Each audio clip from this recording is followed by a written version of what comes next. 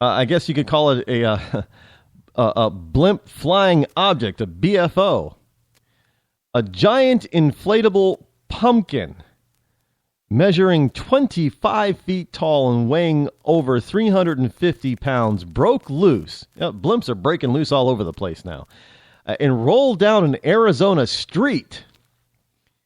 Police are still trying to determine if the tether broke or if it was cut. Now, no one was injured, but a couple of street lights were damaged. Well, you got a 350-pound orange ball rolling down the street at you. Yeah, it's going to break something. But there are pictures of it and some video of this thing just rolling and bouncing all over the place. And I'm surprised. I'm sure some people's cars were probably damaged too with this 350-pound thing rolling over their cars. But people are having troubles with blimps all over the place. If you have an inflatable decoration, might I suggest that you that you go out there right now and make doubly sure that it is thoroughly secured, that it cannot fly off, float off, bound off, roll off anywhere, because these things are just breaking. We'll probably get more stories of blimps, big and small, breaking free. I think it's hey, blimps have had enough. Blimps want to be free. They're tired of being tied down. They just want to be free and fly freely. And how dare we humans have these blimps tethered and chained down? How mean is that of us? I'm sorry, couldn't resist that one. Something a little bit more serious, but very, very idiotic. And this is from the WashingtonTimes.com. Stanford University. Now, folks, you're paying for this. Yeah, you parents are paying for this, and if you don't have the wherewithal when your kid has to go out and get student loans, well, these student loans are going to pay for this garbage. A Stanford has a class on policing, from slave patrols to Ferguson. I kid you not. Now, Stanford University won Campus Reform's first annual. This is new. Campus reform. I'm not familiar with campus reform. I'm not going to say anything about negative or positive about campus reform. This is the first time I've heard about them. But I guess they're going to come out with an annual biased course list or contest. So Stanford University won Campus Reform's first annual biased course contest for its class entitled History of the Police in the United States, Slave Patrols to Ferguson. So I guess the class, basically the title of the class is connotating that, the police of today are the equivalent of the slave master of days gone by. And look, again, as I've said all week, I'm not making this up. I can't make this stuff up. There's no, I like to think that I have a fantastic imagination. But frankly, there's no way in hell I would ever even think of coming up with something like this.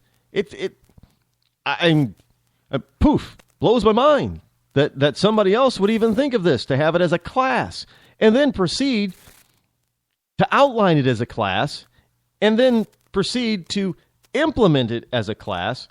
And what even blows my mind even more is you have all these wonderful mindfuls of mush deciding to take the class. The 5-unit history class, 5 units. And it's in part of history. Now, I like history. I'm kind of a history buff. I'm continually learning about history. But again, I would not even equate this as history class or historical. Biased from the beginning. Biased from its concept. And that's what it was. That's what it's intended for. The 5-unit history class explores the question, how did the police come to have the power to use violence? It doesn't take a history class to figure this out. I just told you how they came to use violence. No, Rod, you told us about TSA. I just told you everything you needed to know about how the police came to use violence. Violence as we know it today, and violence as some decry, because we let it. We let them. You see, one of the things that I have realized is I've been reading and investigating and going through all these stories over the past few years about so-called police brutality and actual police brutality. And as I'm looking through this, there's one thing that keeps coming up. And it's the term of law enforcement. Now, see, that's the problem. I can't find the time period when we change from lawmen upholding the law to lawmen enforcing the law. Now, see, when you are upholding the law, there isn't necessarily a need for graphic violence. Now, sure, in the Old West, the law was the gun. Got it. But still, those Wild West shootouts that you see in movies, they were actually a rare occurrence in the so-called wild. The Wild West was actually not so wild. It was actually pretty boring. If you actually do any historical research in the Wild West, it was pretty tame and pretty boring. Even though the whole notion about, wagon trains being attacked by Indians, that didn't happen every day. The Wild West was pretty boring. And you had lawmen who upheld the law, not enforced it.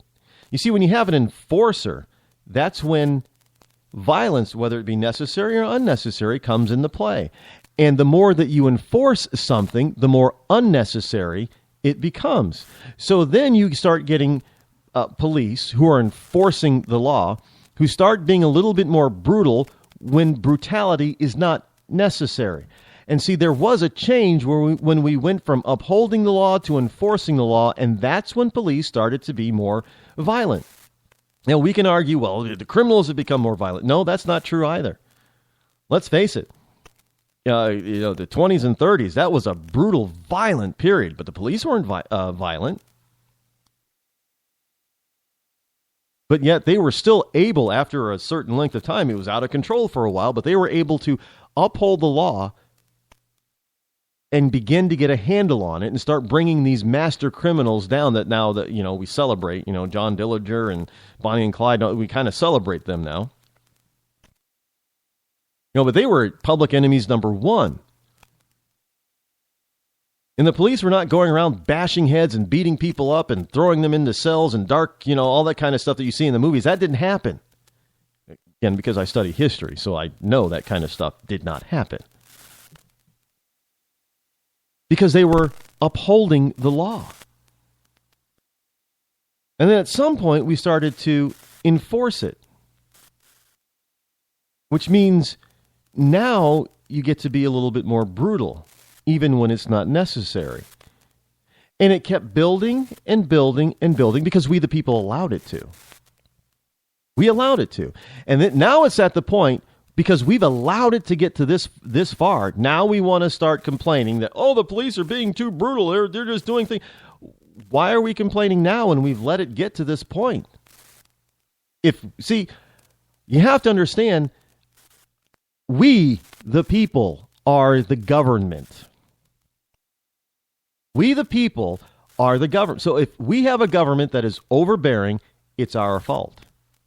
If we have a government that keeps instituting too many laws and too many rules and regulations that makes criminals out of regular, everyday, law-abiding citizens, we the people are at fault.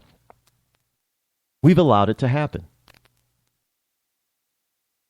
Just like the TSA. Sure, we shouted and complained and everything, but we didn't do much about it. And then when the government decided, well, we're not going to do anything, we sort of let it go.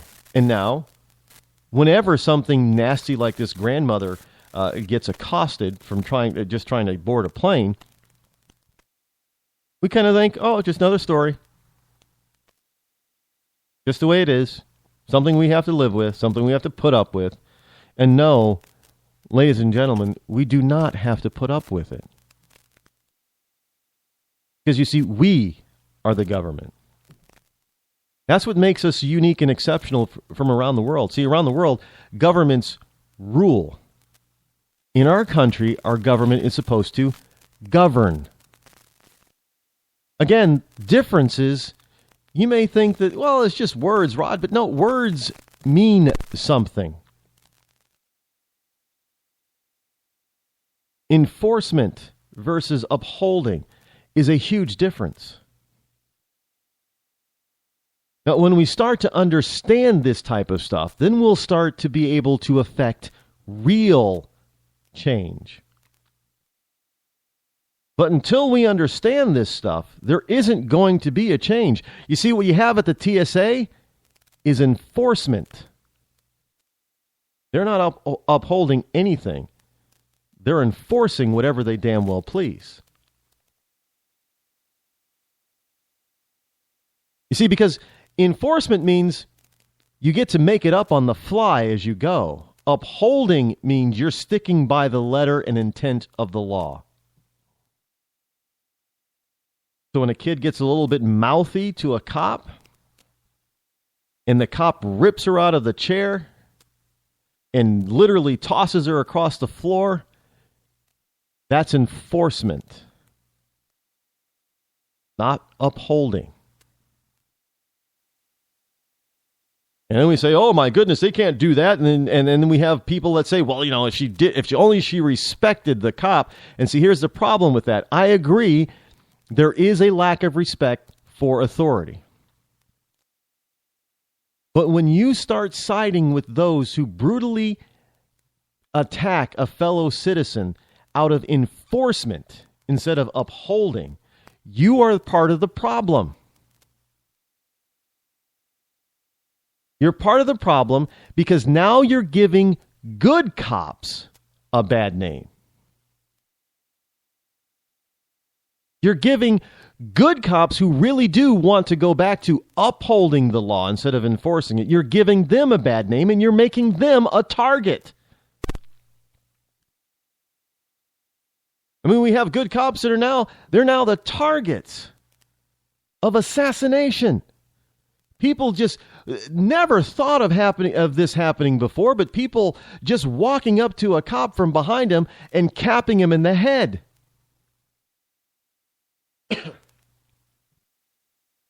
Because we have allowed our nation's government, and the police are part of the government, to get to a point of enforcement rather than upholding. Now, granted, most of those people are just pure thugs. They're criminals. They need to be put away for life. I agree. But when you get to the point where police do what this particular sheriff deputy did, simply because this kid was mouthing off to him, and this is just the reason why this was actually blown up, because it was filmed, yes, but the reason why it was blown up because the sheriff's deputy was white and the girl was black. I fully get that. But, that's not the way it always is. What you don't see is all of those acts like that happen to people who are white. White cop on white, black cop on black. That happens much more than what we see. And that's because we've gotten to the point where we've accepted enforcement over upholding.